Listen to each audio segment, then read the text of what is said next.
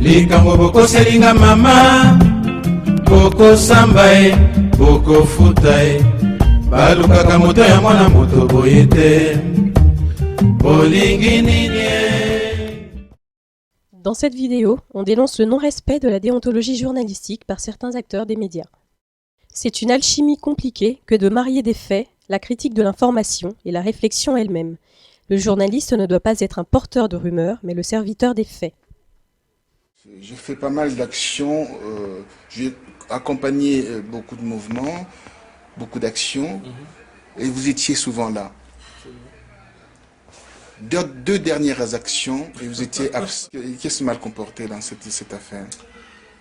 Ben, j'estime que, pour ne pas les citer, je dirais M. Lonsi, qui apparaît comme le, comment dirais-je, l'organisateur principal de la manifestation, je trouve, à mon sens, avait failli à certaines choses que, personnellement, j'ai eu à échanger avec lui, s'il est sincère de le reconnaîtra, j'ai eu à échanger avec lui à ce sujet. Et c'est simplement pour ce fait-là que j'ai refusé d'aller assister à ces manifestations. C'est-à-dire qu'il y a eu ce que j'ai entendu, ce que j'ai compris, il y a eu une récupération par rapport, il y a eu un semblant de récupération de cette affaire. Voilà. Moi, ce que j'ai déploré, c'est un peu ce semblant de récupération. Je crois que les Congolais vont à ce genre de manifestation. C'est parce que si je ne veux pas trop m'étendre là-dessus, c'est pour éviter. Aussi, c'est vraiment, je ne comprends pas, M. Malwanga ne vient pas aux réunions que nous organisons. Parce que pour faire une marche comme ça à Paris, il faut bien planifier les choses, c'est tout un projet. Un projet demande des rencontres, demande la planification, demande beaucoup de choses, et même des aspects financiers. M. Malwanga ne vient jamais aux réunions. Comment peut-il parler de récupération? Réunion, qui demande la marche? Parce que pour faire une marche à Paris, il faut demander des autorisations. Qui demande les autorisations? Ça a toujours été M. Lonsi. Qui, au niveau, quand nous faisons des marches, qui discipline, qui organise la marche pour qu'elle aille jusqu'au bout, qu'il n'y ait pas de débordement, qu'il n'y ait pas des échauffourées, qu'il n'y ait pas tout ça? C'est Crescens. Comment vous pouvez demander à Crescens, comment vous pouvez demander à M. Lonsi Koko de ne pas utiliser ce qu'ils font? Si eux ne le font pas, qui vont le faire? Je plains ceux qui, dans le trouble de l'angoisse, cherchent seulement une occasion d'accabler un adversaire ou de diminuer un compagnon d'armes. Quels que soient les événements qui, dans la vie, séparent les hommes et rompent les solidarités, on ne peut pas blesser les amis d'hier sans se blesser soi-même. Certes, l'Union du Congo a initié la marche du 19 février, mais sa réalisation est collective, car plusieurs associations et partis politiques, ainsi que des personnes non encartées, ont participé à sa réalisation. La marche du 12 mars est l'aboutissement de ce travail en commun, d'où la mise en place du collectif RD Congo en France. La manifestation avait été prévue de longue date et ça ne coïncidait pas nécessairement.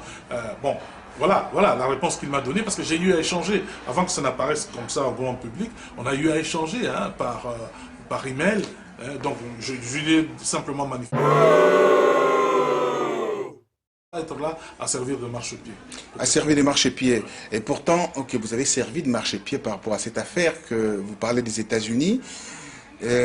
C'était vos contacts à vous que lui il a utilisé. N'est-ce pas cette affaire que moi j'ai ce que j'ai appris d'ailleurs. Enfin, oui. Aujourd'hui, je suis étonné qu'ils disent que plus ou moins on a récupéré ces relations. Non. Nous sommes partis aux États-Unis. On n'a jamais eu une seule relation de M. Malwanga aux États-Unis. François, une collègue...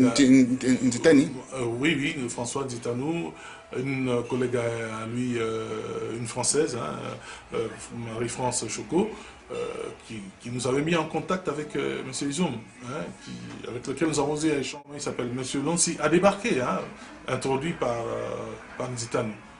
Bon. Il a récupéré complètement la chose, mais on l'a vu venir.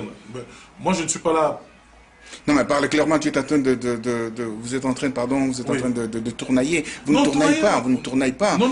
La chose la plus importante ici, que je devrais souligner d'abord, c'est le fait que lui-même, M.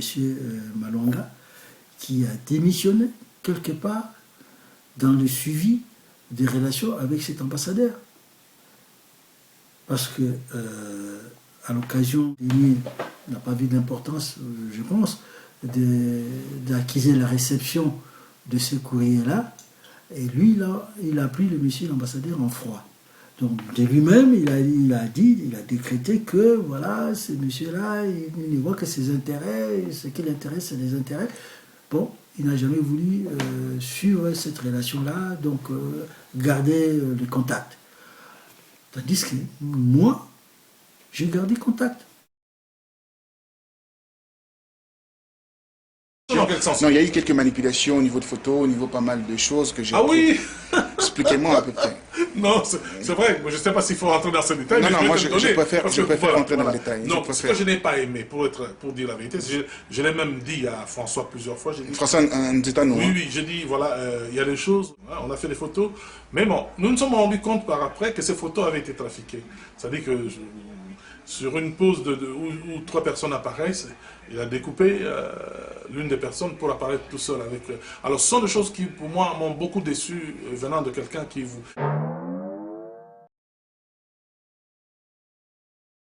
Oui, alors, au niveau de cette photo-là, la photo a été prise par Madame Choco, Marie-France.